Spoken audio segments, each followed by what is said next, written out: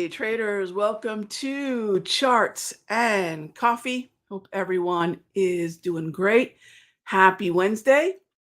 All right, so let's get to it. I'm going to start with the two calendars that we're going to take a peek at. We don't have to worry about FOMC chucklehead speak. We're in that period where they just shut up as you go into that February 1st decision on rates. We'll touch on that as well. By the way, in yesterday's free video, I went into a lot of detail on the macro. You can catch that over at the Simpler Trading YouTube channel. It's over here. I did label the videos wrong. In fact, that video was actually a video that I did on a lot of the symbols that I'm looking at, levels that I'm looking to enter. So I went into a lot of detail.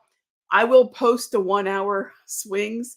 If you check out the Simpler Trading channel a little bit later today, I will post that 1 hour chart video. It's a really good one too. It's a little bit shorter, but you can check this out. It is a macro breakdown. So let me know what you think. Feel free to leave a comment or whatnot over there. And then later on today, I'll post the 1 hour, which is really an important shift that I'm making as we're just dealing with what 2023 is bringing. Is it bullish? I've been talking about that for a few months. I'm still looking with a very bullish bias. However, what time frame are we going to take advantage of that movement on?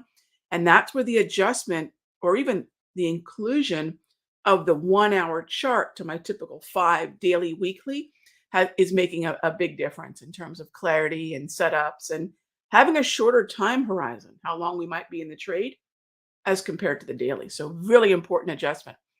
All right, what are we dealing with here today? Bank of Canada at 10 a.m. has been able to move the U.S. equity markets as we look at what another central bank is thinking about inflation and jobs and overall monetary policy. Heads up for that. That blindsides a lot of traders because in the U.S., we may not think much about what's happening in terms of monetary policy out of the Bank of Canada. Do remember that's a hot zone for us. Next hot zone to keep an eye on, crude oil inventories. We will look for a 5-minute day trade on that in the Sector Secrets Mastery Room. And by the way, what is that setup? The whole idea of that particular setup, and I think we have, I'm trying to remember if we have a breakdown of that in the on the Countdown Trader website. We may or may not. I'm trying to remember if we do, but we'll definitely come back to that. But what I want to do at 10:30 for those of you that have volatility as part of your overall process, keep an eye on those HPMRs. We'll look for the hot zone, the crude oil inventories release, to send price to one level or the other. And we set that up just before the hot zone at 10:30. And that's pretty much it. The other calendar that we're going to keep an eye on is over here at Estimize. All right. Now, speaking of calendar, I do want to remind everybody we have a webinar coming up on the 15th. I'm going to dive into volatility. I'm going to dive into how I'm upgrading some of my classic tools to include more of a volatility reflection. In other words, if volatility is kind of both the bane and blessing of trading, how do we measure it and use it and in many ways protect ourselves from it? So heads up for that. We're going to be talking a lot more about that on February 15. If you haven't already penciled that in, do pencil that in. It's going to be a really big discussion. Super excited about that one. All right. What's coming up today? I'm not going to be trading these particular stocks today, although when I show you that 1 hour chart breakdown, one of the questions I get is, Rog, what if we are 24, 48 hours before earnings? What if we're maybe a week before earnings? Are there opportunities on, say, a shorter term time frame where we could still trade it but get out before the release, which is my recommendation? I do not recommend traders trade the hot zone volatility. It's too binary. It's either the thrill of victory or the agony of defeat. Who didn't wake up watching that every weekend, right? Who was that poor that ski jumper? Y'all remember that? Wild World of Sports? Right. I'm not going to play the thrill of victory, the agony of defeat, right? And that's exactly what earnings trading is. Won't go there. I don't hate my money that much. All right. So as always, gang, this show is about your questions. Keep them coming. We'll dive into them. One other thing that I want to make sure that we take a look at is just a reminder that tomorrow is a fairly significant hot zone morning. GDP. Remember, there are a number of pillars to macroeconomics. We're looking at the things that the Federal Reserve is looking at. And if they're looking at jobs, inflation, and growth, we've got to remember that every GDP, non farm payroll, JOLTS, initial claims, PCE, CPI, even the ISM numbers are going to move what our expectations for, CME group. Come on, there we go. It's going to change our expectations for what the FOMC is likely to do. So, first of all, what are we going to see on the first? We're going to see a rate hike. So, that's next Wednesday. We're going to see a 25 basis point rate hike. And ultimately, I think what's really important, where are we right now, right? Where are we right now? We're in that 425 to 450. We're going to move up to the next step, right? 450 to 475. What's more important than whether or not, whatever happens next Wednesday, which is 97% likely, we're going to see that quarter point hike. Where are we going to be in, you can see the next month, March, 475 to 500. So another quarter point hike.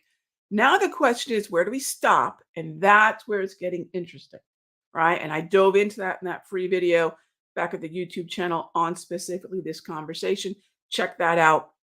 I think you'll find that super helpful. But it looks like the probability is still we will peak. That terminal rate will be 475 to 5 or 5 to 5 and a quarter. And that's what I'm going to continue to expect. That's what the market is expecting, gang. Remember, this is the broadest look at what we're expecting. And believe me, the Federal Reserve knows this. It's a two-way street. We, in many ways, as traders and investors, communicate to them what we think is going to happen. And when they need to course correct, for example, every time the expectations drop to 4.5 to 4.75, which is this column here, all of a sudden the FOMC members started talking more hawkishly, and they basically walked us back to a target rate probability that's more around that 5%. So this is an interesting two-way communication device between the Federal Reserve and us. All right. Okay. With that being said, let's jump into our charts and the questions. All right.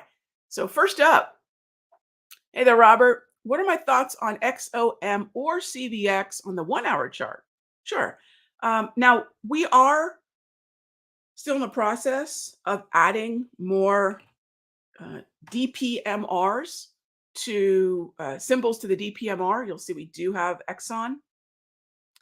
And a lot of folks were asking me, Rog, is this just HPMRs? No, we've actually changed the color to keep any kind of confusion at bay.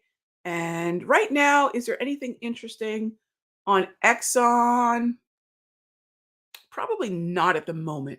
Not at the moment. I'd say we're looking at probably a level around 111 and 30 for Exxon. I would focus on the long side.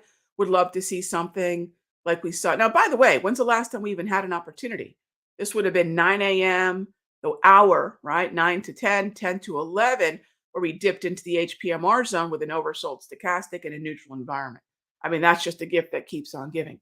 We would need to see something like that again, Robert. Next up is Chevron. And, I don't know that I love Chevron. Let's do this. Let me show you something here. Let's do this. Let's jump on over to XLE. Now, XLE is where Chevron and Exxon are number one. Well, actually, number two and number one. Exxon's number one, Chevron's number two. Where is the relative performance here, gang? Keep an eye on MPC, although we have that bonkers candle right there.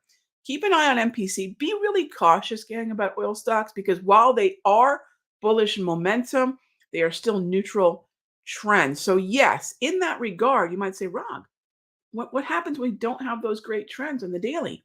We've been day trading. That's been very, very productive since last summer. And we're continuing to focus on those 5 minutes.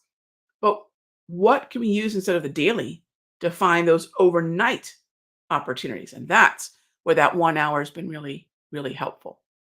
So I don't know that I would focus on oil specifically, Robert, but I love that you're thinking about that 1 hour. That's awesome. All right, next up is the JT multi-trend available on TradingView? Zane, it is. It is available on TradingView, but it has to be activated within the simpler verse. It's a premium tool. So either if you're a part of the Sector Secrets Mastery, cool, that'll be available to you. You can check that out over at sectorsecrets.com.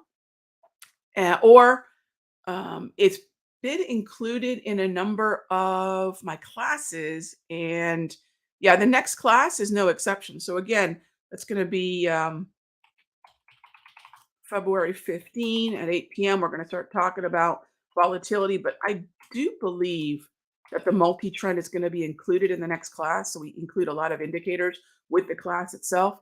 So if you haven't checked that out yet, yeah, it's going to be included with the class. Or if you're part of the Sector Secrets Mastery, you have access to it. All right. So next up, it's not available stand. Yeah, I think it's only classes or the mastery right now to get access to that. Yeah. And for those of you wondering, Rob, what the heck's what's a multi-trend? So that is this tool. Let me grab my drawing tools here. That is this tool at the bottom of my screen. You'll see these two rows of colors on the bottom of all my time frames. That's structure, gang. That's structure. Okay. All right. Next up is day trading is the thrill of victory only if you educate yourself with proper money management. So true.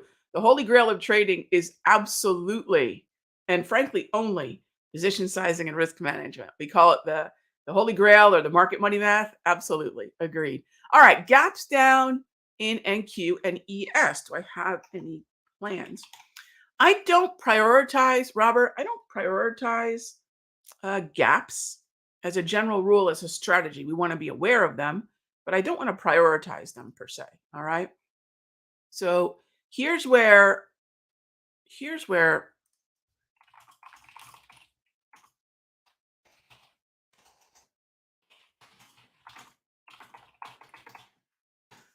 um, here is where.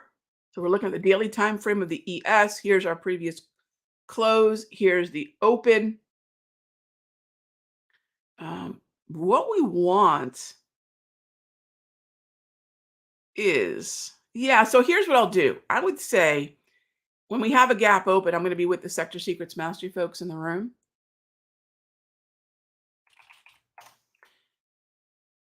There we go. So what we're going to do is we're going to track the first 5 minutes of the right after the bell, so 9:30 to 9:35.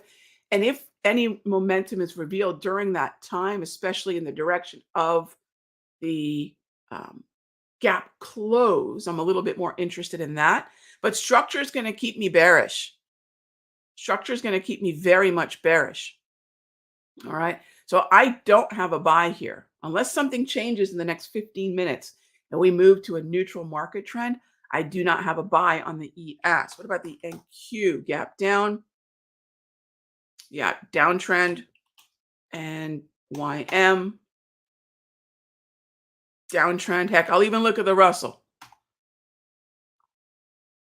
So there is no buy available to me within the context of an overall downtrend on the 5 minute time frame. So it's got to be a short, meaning we'll sell the rip, or we'll just look at other symbols, and that might be looking at something like ZB, which is it might be going into a downtrend too. We might take a look at 6E. So we'll see what the open gives us. We'll see what the open presents us. But what are my plans? I don't prioritize gap trades. I really don't. I think they're interesting setups, but there's still going to be a setup there. I don't believe that all gaps immediately fade, close on the open. And sometimes we have a gap and go rather than a gap and close. And be aware of that. What are my thoughts on the S&P 4-hour chart? Sure. So there's a number of ways we can look at the S&P, right? ES is usually going to be my preference, but if we go to a 4 hour, mm, yeah, nothing right now. Keith, you bring up a really good point, and this is something we will talk about. Um, save the date. um, this is one of the things that we were testing. When I say we, Lorna and I have been testing for about 10 months at this point. One of the things that we've been testing is which time frame right now is giving us really good clarity on the DPMRs, daily price movement ranges. And 4 hour hasn't been awesome. I will say it's not been my preference. The 1 hour over the past 10 months, nearly 10 months, has been testing far better. So 4 hour is something I thought, Keith, I thought the DPMRs, we started off with our hypothesis of let's fine tune the data. Let's go ahead and start to curate the data for the daily price movement ranges so we have accurate time and volatility zones. And then I thought, being a Forex trader for 20 years, let's jump over to that longer term intraday. It did not test as well as the 1 hour. Now that might change in, who knows, 6 months, 12 months, 18 months, who knows? But right now, that 1 hour has been the way to go. So I don't have a rollover on the 4 hour. What I have is a transition. And this is where the multi trend is really invaluable. We had an uptrend Tuesday, Wednesday of last week. And then since Wednesday, Thursday of last week, we're neutral, which means I'm looking for oversold, I'm looking for overbought levels, and I'm looking to fade each using preferably the stochastic. And you can see right in here, Monday, Tuesday, that's what led into the movement lower. That's how important structure is to any trade, even when I have the DPMRs on there. So no, I don't have anything on that 4 hour. But if we switch on over to the one, now let me show you something else. Let's look at the one through the lens of the SPY. You can see market structure very similar, right? Now what about we look at the lens through the SPX? And I believe we're going to have the DPMRs for both of these. Here's the SPX. I know a lot of people love SPX. Here's the SPX with the DPMRs on there. Again, be aware that what looks to be an uptrend on the SPX, you really want to have confirmed with the S&P. That's a little secret when it comes to trading the S&P. Make sure we're respecting the structure on the ES, and that's going to actually set up, I believe, in a much more accurate way. Experience tells me that if you're an SPX trader, keep an eye on the ES, wait for those zones on the ES, respect the structure of the S, and then go into your SPX if you're writing premium, whatnot, iron condors, then go into that. All right, and then a lot of folks have asked, Rog, I like to play, I don't like to do this, but folks have asked, Rog, what about out of the money options plays? I don't do out of the money options plays, but I have some folks say, Rog, I'm looking at strikes in the zones if I'm playing out of the money, especially when it comes to SPX. So there's a lot of ways we can utilize, whether that be HPMRs or the DPMRs. All right, gang, and just like that, I am out of time. Where does that 20 minutes go? Thank you so much, gang, as always, for being a part of the Caffeinate and Dominate crew. If you haven't already saved the date, please do. February 15th, 8 p.m. It's coming up. It's about 3 weeks away. I appreciate that, Stacy. Yeah, absolutely. If it's moving the needle for you, great. Thank you as always for joining us. See you tomorrow. Same time, same station. All right, gang. Be good to each other. I'll talk with you soon.